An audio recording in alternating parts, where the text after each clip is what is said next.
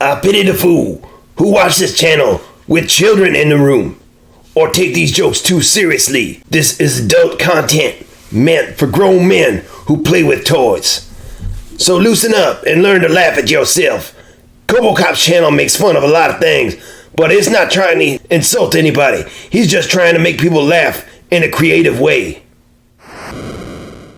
What's up, guys? Cobocop Customs here.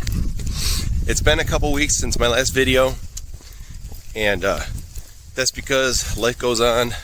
People get busy and stuff. Luckily, I've been active, and lots of stuff been going on in the toy world, which is running at a blistering pace. When is it going to stop? Like every single day, it's something else. It never ends. Like constant information, constant consuming. It's tiring. So anyways, all these things have been going on. I had all these opportunities to regurgitate information, to ride hype, and I passed on it. So Cobocop Customs and Reviews channel is not going to be about that. This channel is going to be a unique take, as much as I can make it. As you can see behind me, there's no toy shelves. There's no toys behind me. There's no geek room or man cave. As you can see, this is a unique setting.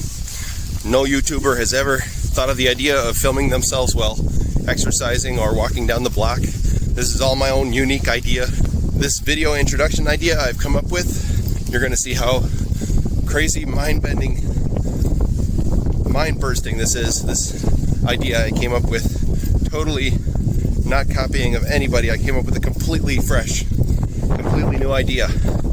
So leave your comments. Let me know how you liked it below. Let's get on with the video.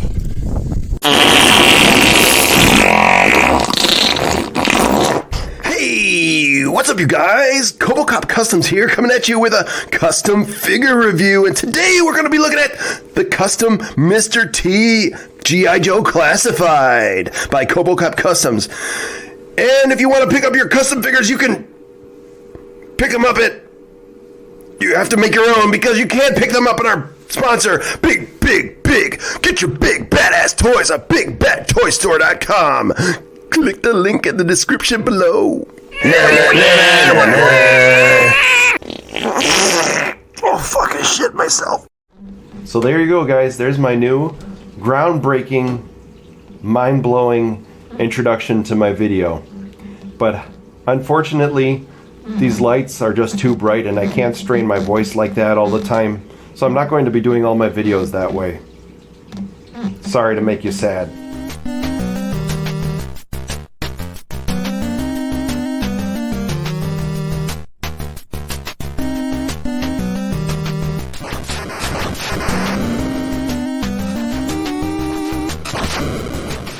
Some people were asking when I was posting pictures of this custom, why so many people are making Mr. T Customs? And people started making Mr. T Customs in the G.I. Joe Classified line since maybe 2-3 months ago. So he was born named Lawrence Terode in 1952 in Chicago. And he said it himself that he's born in the ghetto, he was raised on welfare. And today he is age 70, he's still alive. He lived in a 3-room apartment. He was the youngest of 12 children in the Robert Taylor Homes, aka the Projects of South Side of Chicago. When he was at age 18, he legally changed his name to Mr. T.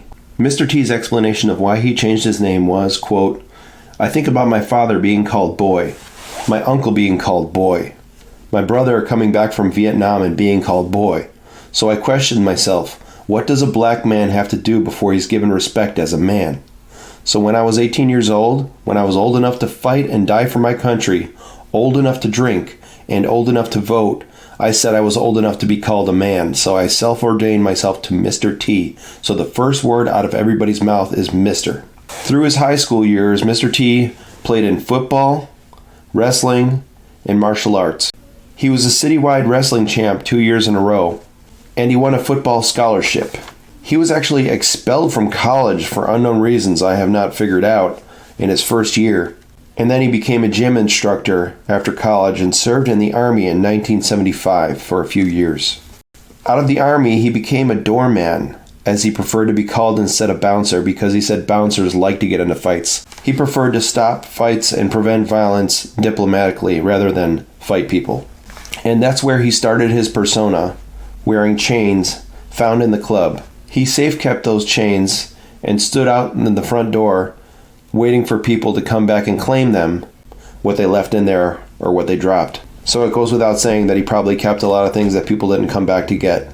After that, he was a bodyguard for 10 years. He bodyguarded for high-profile people such as Michael Jackson and Muhammad Ali, among others. Later on, he won 2 Tough Man competitions and later starred in Rocky III. The famous line of his, "I pity the fool," was actually written by Sly Stallone. After Rocky III, he appeared in several TV shows on network programs, and later on in the early 80s, he was a star of the A-Team show. In 1983, there was a cartoon about him. Mr. T is a self-proclaimed Christian. He regularly appears on the TBN Christian network. Mr. T has hosted Saturday Night Live with Hulk Hogan. He's been in several commercials. He had a run in professional wrestling in the WWF. He was inducted into the WWE Hall of Fame in 2014.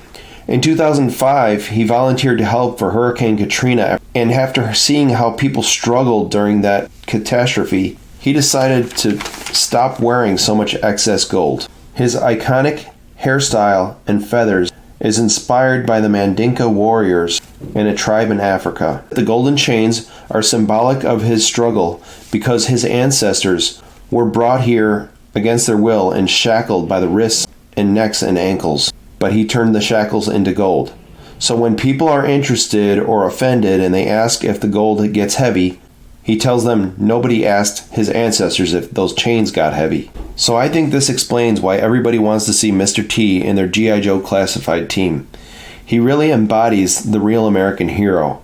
He came from poverty, from a great struggle, just wanting respect, and he worked so hard, and he's been involved in so many things that display the capacity of his heart. So Mr. T does really belong on the G.I. Joe team. Let's do an in-hand look here of the figure and the accessories and the articulation.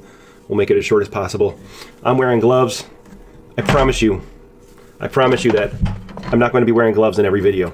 I actually have a skin condition where my skin cracks on the fingertips, and I put band-aids on, and they're really ugly. I don't want to show you guys that. So maybe to make them more stylish, maybe I can cut off the fingers and have cool fingerless gloves and finger bang the camera and do all kinds of stupid shit while I'm posing. Like maybe put some hip-hop music in there, do some fast cuts and some of this shit. Hulk smash! I don't know. He's got those feather earrings. Those are actual feathers that I found inside a dock when I was making deliveries at work, because I deliver with a truck. But there was like a bunch of birds nested up in the rafters, and they had some feathers all over the dock. I painted them. I cut them just slightly, and I painted them blue just in the middle right there, and put a little gold band there where I connected it with super glue. That's not sculpted, it's just paint, the band, by the way. So these are sculpted. They came out really nice, as you can see. Let's take a look at his articulation before we look at the accessories here. That's the one thing that this figure is kind of lacking in, is articulation for this body base, because his arms, first issue is, his arms don't go any more in than that. I could have probably cut out the torso a little bit underneath that shirt and made it more, but I've already put so much work into this. Another thing, this figure, when he's holding the gun, he can't put his hands too close together to do a two-handed rifle pose. It's really hard to get it. If you see in the photos, he's kind of holding it a little bit off to the side. He has to hold it to one side like that. He can't really hold it in the middle or like a proper rifle pose because it's really hard to get his hands close together. He's got no left and right wobble. He's got full 360. I don't want to turn it too much because I don't want to damage those feathers. He looks down that far. He looks up that far. They go up, way up, about like that. And then if you want to twist them around inside the sleeve, they can go up even further. He's got a bicep swivel.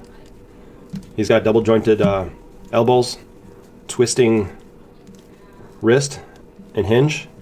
The other thing that this guy is lacking is he only has the bicep swivel, but he has no swivel at the elbow, so it's kind of hard to, that bicep gets in the way when you're trying to put those arms together. That's the issue. Waist cut, an upper waist abdominal cut. I think he does. Yeah, he does. And he's got a twist at the bottom. He goes to the side like that. Oops. Put it back in. He can dodge punches or whatever. He kicks up pretty good. Double jointed knees, got a thigh cut. You can almost do the Jean-Claude Van Damme splits. The other issue with the articulation on this figure are the feet. The ankles, because of this pant leg, he has very limited foot movement. So when I was posing him in those split leg poses, this foot barely moves to adjust for stance. So it's kind of like I'm playing with a 3 3/4 inch early 2000s Star Wars figure again when I'm trying to pose this guy holding a gun. He really doesn't move much at all and barely twists. Let's go ahead and look at the accessories. He's got this gold chain. Let's open the delivery box. Here we go. So here's that other gold chain that also come with Hulk Hogan. He's got the other head. He comes with these boxing gloves, but these have not been customized yet to fit the peg holes. What I did was use sticky tack to get them to stay in the holes for those photo poses.